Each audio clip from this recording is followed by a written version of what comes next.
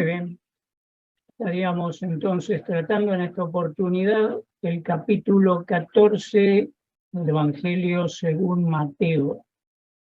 Vemos en nuestras Biblias, posiblemente, que tenemos 4 divisiones, están bastante bien separadas, ¿no?, los eventos que allí se narran.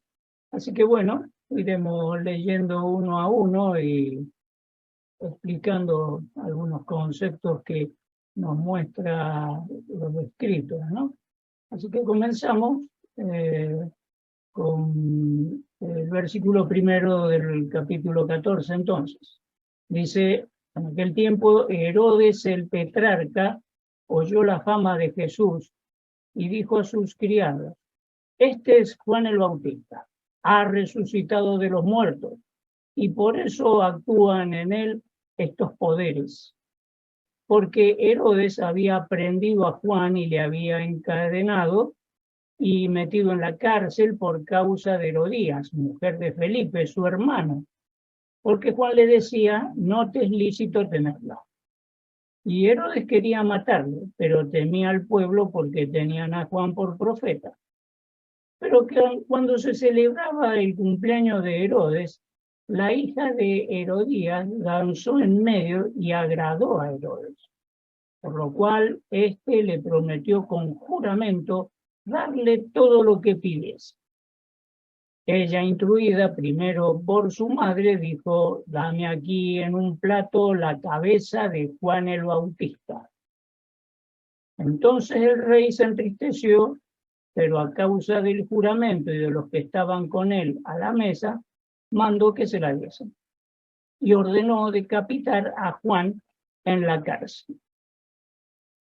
Y fue traída su cabeza en un plato, y dada a la muchacha, y ella la presentó a su madre. Entonces llegaron sus discípulos, tomaron el cuerpo y lo enterraron, y fueron y dieron las nuevas al Señor Jesús.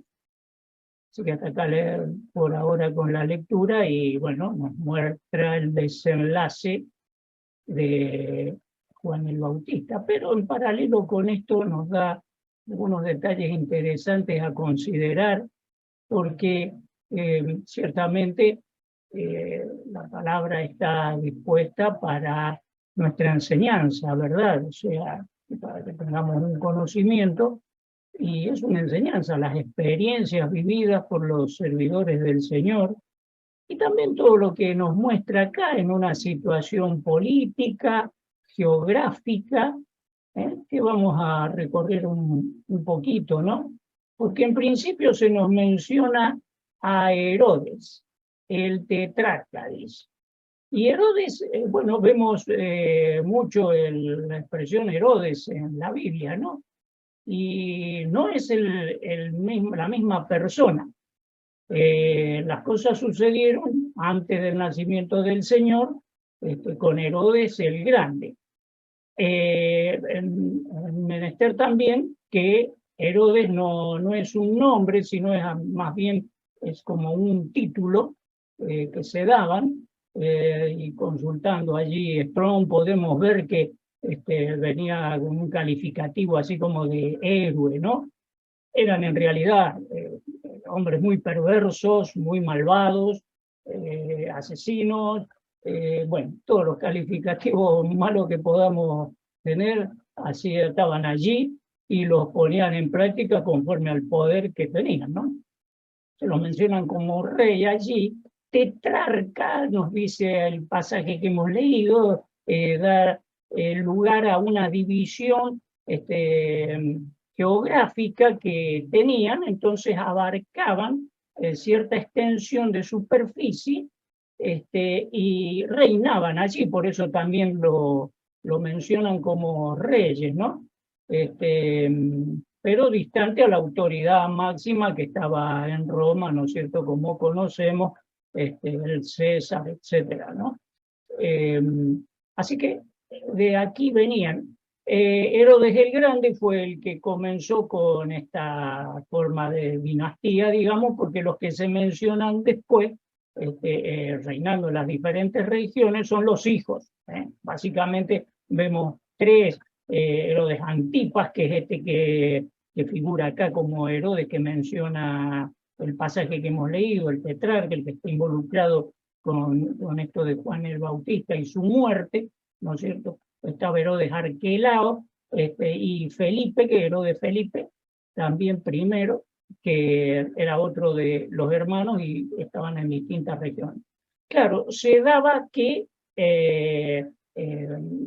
yendo al mapita que tiene nuestras Biblias, la región de Galilea, allí sobre el norte de la región de Palestina, ¿no? Vemos el mar de Galilea y la región de Galilea. Allí, bueno, estaba la zona norte, estaba uno, en la zona sur estaba el otro. Antipas y Felipe, que era lo que nos menciona acá. Herodías era la esposa de Felipe, Herodes Felipe.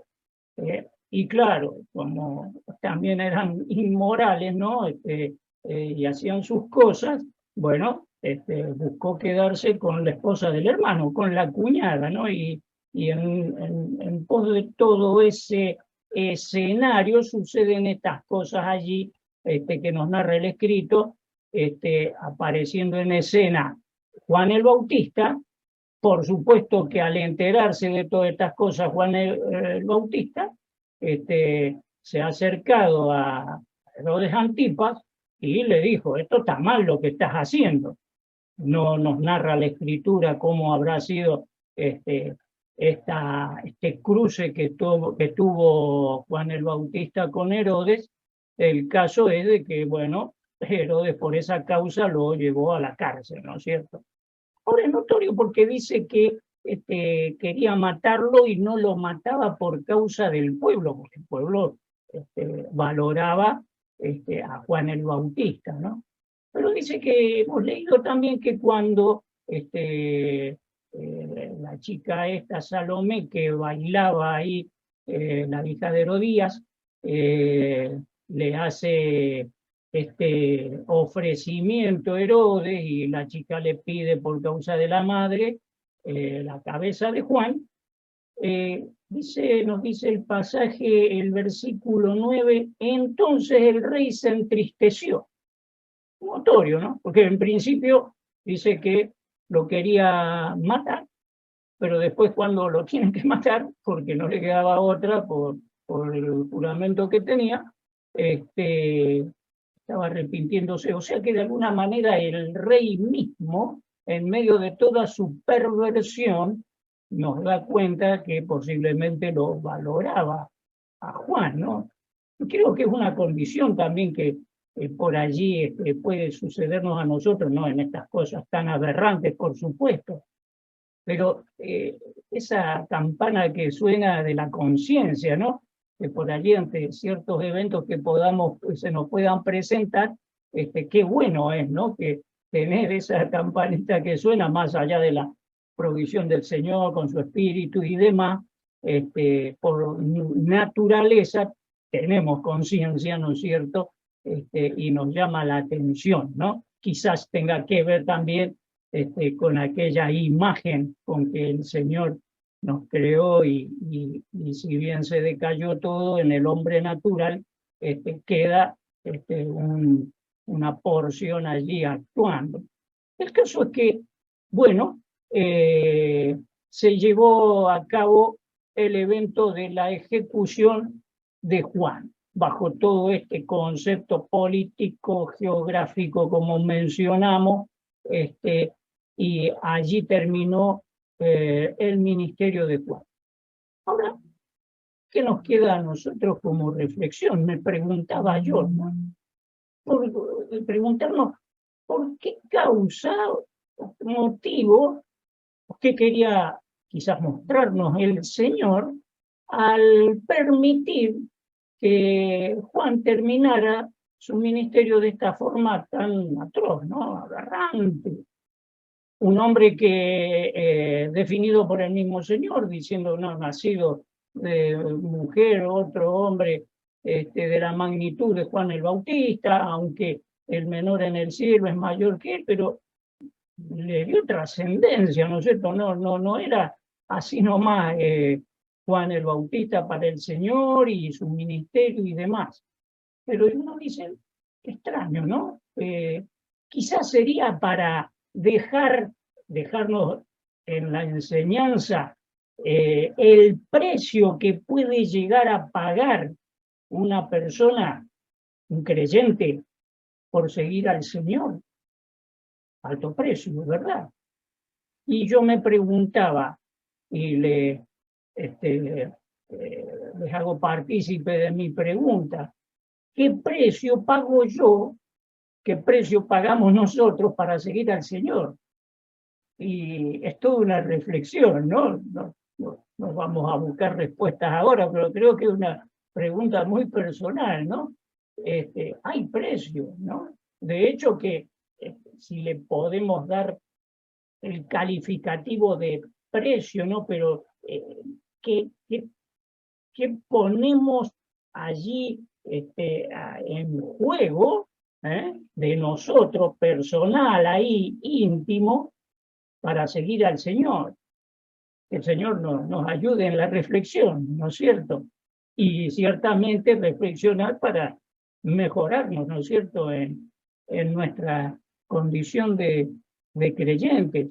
Seguramente que será dejar de lado muchas cosas por allí que orbitan en nosotros para atender las cosas del Señor, que son de bendición para nosotros mismos, una reciprocidad, ¿no es cierto?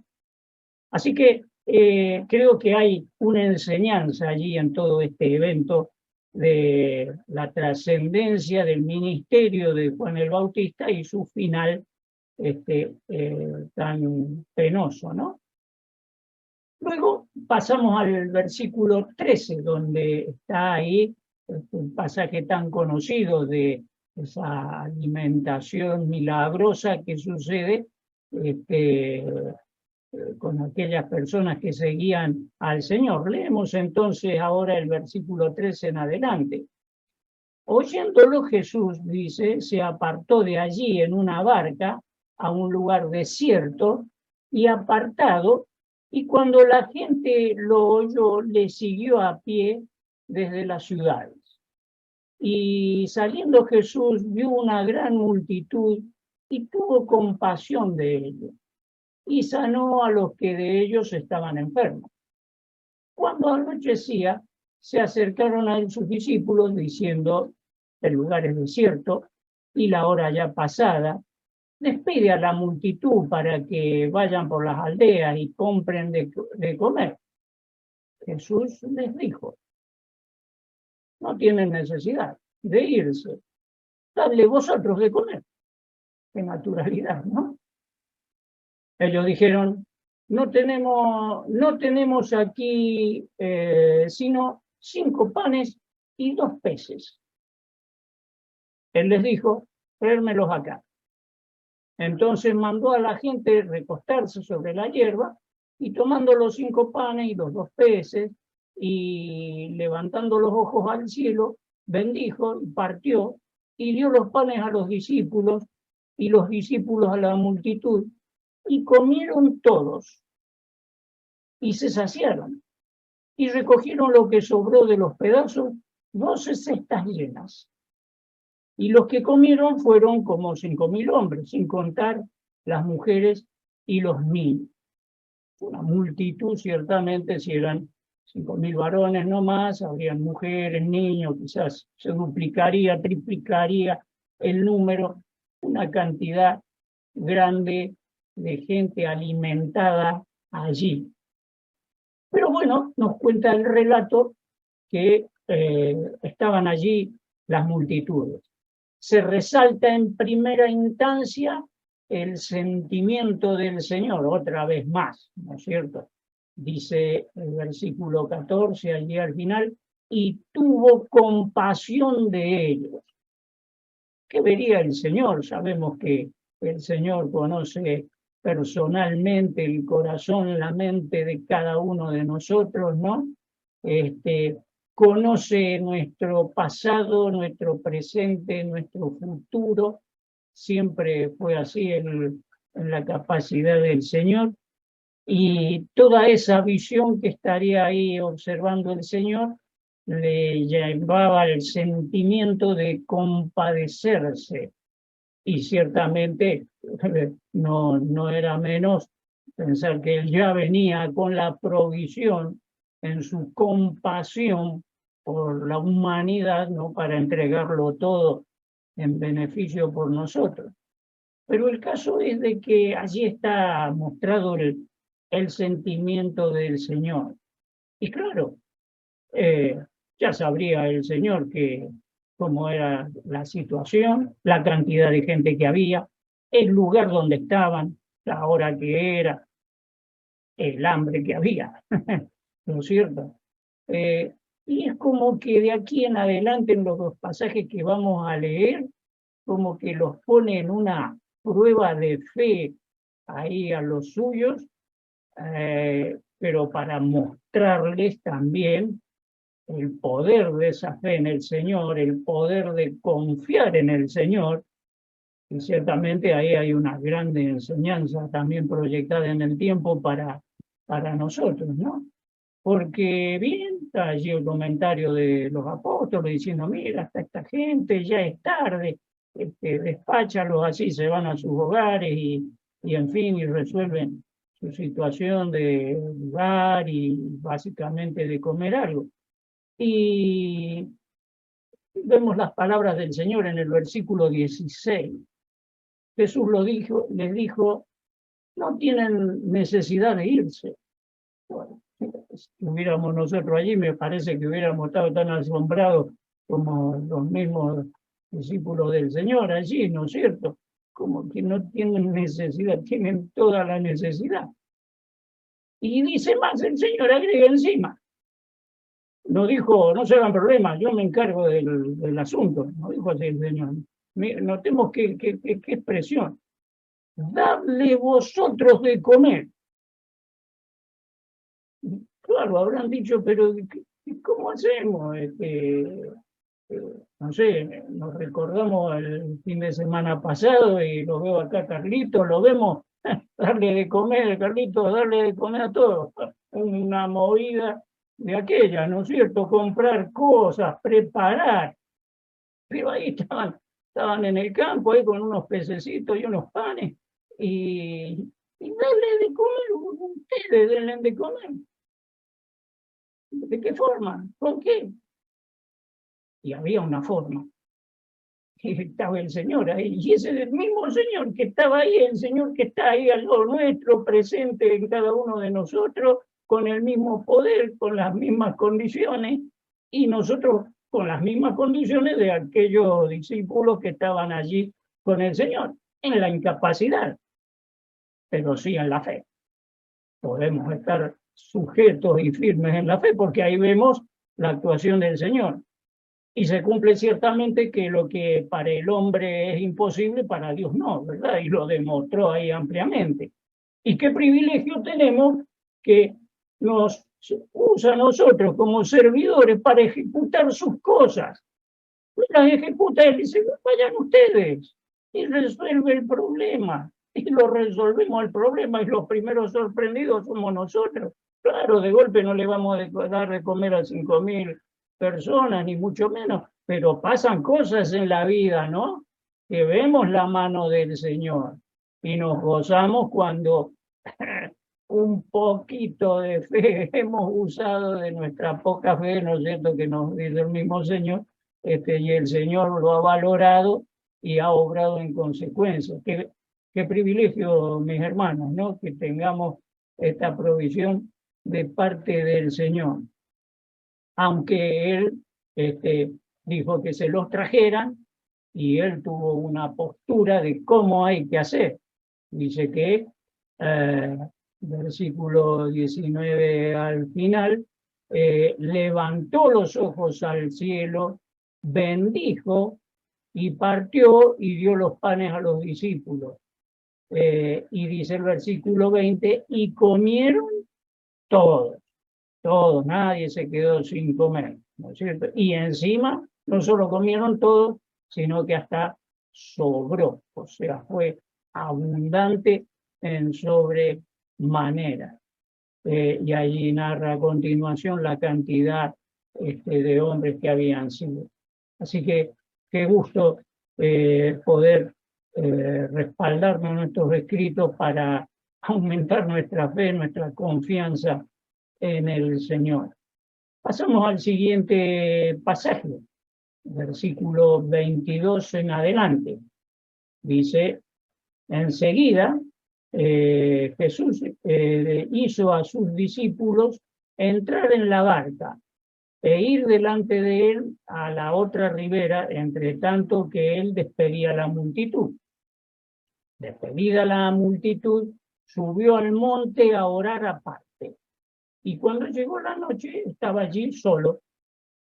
Y ya la barca estaba en medio del mar, azotada por las olas, porque el viento era contrario. Mas a la cuarta vigilia de la noche, Jesús vino a ellos, andando sobre el mar. Y los discípulos, viéndole andar sobre el mar, se turbaron diciendo, un fantasma, y dieron voces de miedo. Pero enseguida Jesús les habló diciendo, tened ánimo, yo soy, no temáis. Entonces le respondió Pedro y dijo, Señor, si eres tú, manda que yo vaya a ti sobre las aguas. Y él dijo, ven. Y descendiendo Pedro de la barca, andaba sobre las aguas para ir a Jesús. Pero al ver el fuerte viento, tuvo miedo y comenzó a hundirse. Dio voces diciendo, Señor, sálvame. Al momento Jesús, extendiendo la mano, asió de él y le dijo, hombre de poca fe, ¿por qué dudaste?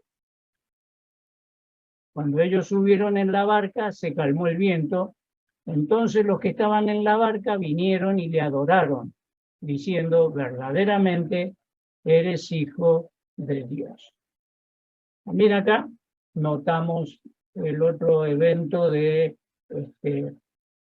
esta demostración del poder del Señor, milagroso allí, caminando sobre el mar. Y claro, y conocemos nosotros el pasaje allí, quizás habiéndolo oído muchas veces, ¿no es cierto? Y ver allí nos imaginamos, quizás viendo a aquel hombre, Pedro, acercándose al Señor y caminando sobre el agua, una cosa insólita, ¿no es cierto? Milagrosa, por cierto. Y al ver las condiciones del mar, habrá empezado allí a dudar y a tener miedo, pero la duda vino antes. Notemos qué interesante, porque notemos cómo nos dice el pasaje, versículo 28. Entonces le respondió Pedro, cuando ya el Señor le había dicho que era él. Estaba la voz del Señor, soy yo. Tengan ánimo, no teman, no tengan miedo. Si eres Señor, si eres tú, ahí está la duda. ¿Eres tú? Manda que yo vaya a ti sobre las aguas. ¿Tenés dudas? Podríamos pensar que dijo el Señor, dale, vení. Y vino, y caminó. Pero la duda y la falta de fe lo mató, ¿no es cierto? Se empezó a hundir. Y el Señor tuvo que actuar para darle una lección. Pero también está presente la lección para nosotros, ¿no es cierto? Porque qué bueno es pensar que ante una adversidad como la que estaba habiendo ahí, porque dice que el mar se había embravecido, no es la única oportunidad que esto sucedía, ¿no? Y ahí estaba en medio del peligro, se hace presente el Señor. Y así podemos decir que sucede también con nosotros. Ante la adversidad del peligro, está presente el Señor, sin lugar a dudas. Y notemos qué expresión la del Señor allí, el versículo 27. Tened ánimo, fundamental, que no perdamos el ánimo. Y es más, que lo reforcemos, ¿no es cierto? ¿Por qué? Porque ahí está Yo soy el Señor, ¿no es cierto? Así que no perdamos el ánimo. No temáis, dice. No tener miedo. Claro, ¿qué vamos a decir? Los creyentes son todos valentones, ¿no? Ninguno tiene miedo. No, es una condición natural que tiene el ser humano, cualquier ser humano, creyente también, tener miedo. Pero la diferencia en el creyente está que lo podemos vencer al miedo. Porque si ciertamente estamos sujetos allí a sabiendas que el Señor está al lado nuestro ante la adversidad. Y entonces sí podemos sumarnos a esto que está diciendo el Señor, tener ánimo y no tener miedo. Porque bien nos menciona ahí el versículo 30, tuvo miedo y ahí comenzó a hundirse. Cuando aparece el miedo en escena, las cosas se ponen mal. Cuando está la fe y la confianza en el Señor, bueno, las cosas van para adelante. Por eso es elocuente el Señor también, vemos allí el versículo 31, hombre de poca fe, ¿por qué dudar? Y es una campana que resuena también en nuestros oídos, ¿no es cierto? Porque flaqueamos en la fe. Pero el Señor nos alienta para que no sea así y tengamos ánimo, no tengamos miedo y confiemos en el Señor, que más allá de la adversidad, hasta imposible que se pueda ver las soluciones, el Señor las puede resolver. Y claro, muchas veces vamos a ver cosas que estamos los jueves orando por cuántas cosas, enfermedades de los hermanos, dificultades, y vemos que por allí pareciera ser que el Señor no actúa. Podrían haber dicho los discípulos, leíamos recién de Juan el Bautista, decir, y parece que el Señor no actúa, mírenlo a Juan, la envergadura de Juan, y cómo murió. El Señor sabe por qué actúa de la forma que actúa, pero actúa. De eso tenemos que estar seguros, más allá de los resultados que a veces nos parece, no estaríamos de acuerdo, pero que actúa, actúa. Y va a actuar. Y estamos seguros que va a ser lo mejor. En eso debe estar plantada nuestra fe. Lo que resulte de la actuación del Señor va a ser lo mejor. Así muchas veces nos duela mucho, ¿no? Que el Señor nos ayude a seguir confiando en el Señor, más allá de las adversidades y las dificultades. Y la última porción, los 3 últimos versículos allí que quedan, nos dicen lo siguiente, versículo 34, leemos entonces en adelante, y terminada la travesía, vinieron a tierra de Genesaret. Cuando le conocieron los hombres de aquel lugar, enviaron noticia por toda aquella tierra alrededor, y trajeron a él todos los enfermos, y le rogaban que les dejase tocar solamente el borde de su manto, y todos los que tocaron quedaron sanos. Que el Señor, que ciertamente ese acercamiento al Señor, que de hecho nos dice el pasaje que obró en sanidad, ¿no es cierto? Para resolver sus problemas de enfermedad física, y que en muchos casos también que nos narra ahí la Escritura, no era solamente una sanación física, sino espiritual. Cuando escuchamos la voz del Señor diciendo, tu fe te ha salvado. Eran curados, pero la fe era lo que curaba el alma, ¿no? Y qué bueno es que eso sigue siendo una realidad, así. Más allá de la dolencia física, qué bueno es saber que el Señor ha curado nuestro ser interior, nuestro espíritu, alma, cuerpo también un día que será glorificado a semejanza del Señor y estaremos por su poder junto a Él por toda la eternidad. Qué privilegio tener esta esperanza que el Señor nos ha dado. Que el Señor siga bendiciendo su palabra.